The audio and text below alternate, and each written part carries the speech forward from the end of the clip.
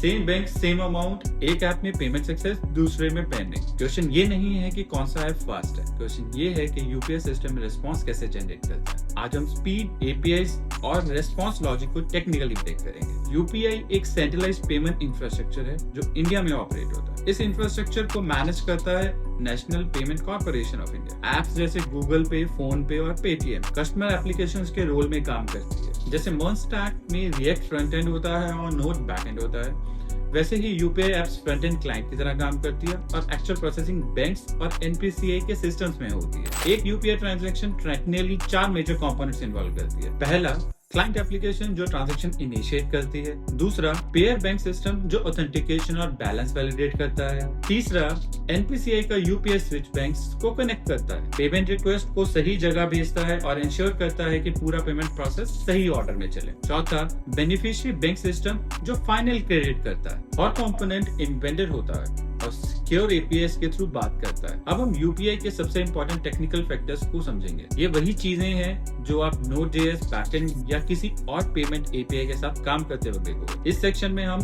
बात करेंगे payload, VPA, transaction ID और मेटाडाटा के बारे में। सबसे पहला और इम्पोर्टेंट टर्म है पेलोड। जब React.js फ्रंटएंड से ऐप Node.js बैकएंड को रिक्वेस्ट भेजता है तो जो डाटा ऑब्जेक्ट भेजता है उसे पेलोड कहते हैं। यूपीआई में भी सेम कॉन्सेप्ट होता है। पेलोड एक स्ट्रक्चर डाटा ऑब्जेक्ट होता है जो पेमेंट रिक्वेस्ट के साथ एपीआई को भेजा जाता है। पेलोड के मेजर कंपोनेंट्स हैं VPA, virtual payment address.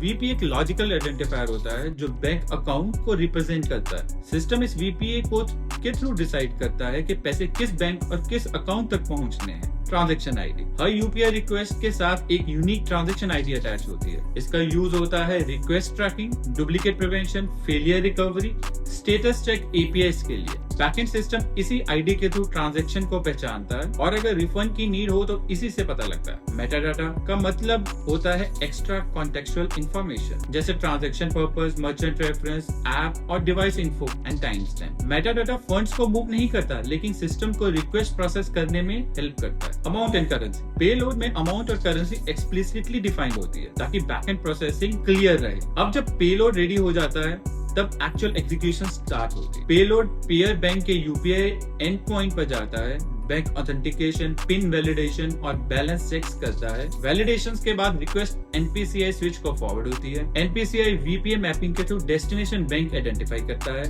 Beneficiary bank credit करके रिस्पांस जनरेट करता है। रिस्पांस रिवर्स पाथ फॉलो करता हुआ आप तक वापस आता है जिससे हमें पता लग सके स्टेटस क्या है। यूपीआई ट्रांजैक्शन की स्पीड एक सिंगल सर्वर से डिसाइड नहीं होती। लेटेंसी मल्टीपल डिस्ट्रीब्यूटेड सिस्टम्स का कॉम्बाइंड इफेक्ट होता है। इसमें इंक्लूड होता है client request time, bank processing latency, NPCI routing latency, beneficiary bank response time. Application सिर्फ फर्स्ट एंड को ऑप्टिमाइज कर सकती है। UPI apps 3 practical response states generate करती है। सक्सेस का मतलब कंफर्म डेबिट और क्रेडिट, फेलियर्स का मतलब रिक्वेस्ट रिजेक्ट हो गई, पेंडिंग का मतलब फाइनल कंफर्मेशन अभी रिसीव नहीं हुआ। पेंडिंग स्टेट असेंस सिस्टम का normal behaviour. UPI PIN handling completely payer bank के कंट्रोल में हो। PIN end to end encrypted होता है। React.js या Node.js एप्लीकेशन को पिन का एक्सेस कभी नहीं। सिक्योरिटी स्टैंडर्ड सेंट्रली एनफोर्स्ड होते हैं। समरी के लिए सिर्फ इतना याद रखो, front end apps payload create करती हैं, back and banking systems validation और फंड मूवमेंट हैंडल करता है, एनपीसीआई कोऑर्डिनेशन और राउटिंग करता है। ये आर्किटेक्चर समझने के बाद कोई भी लार्ज स्केल सिस्टम समझना ईजियर हो जाएगा।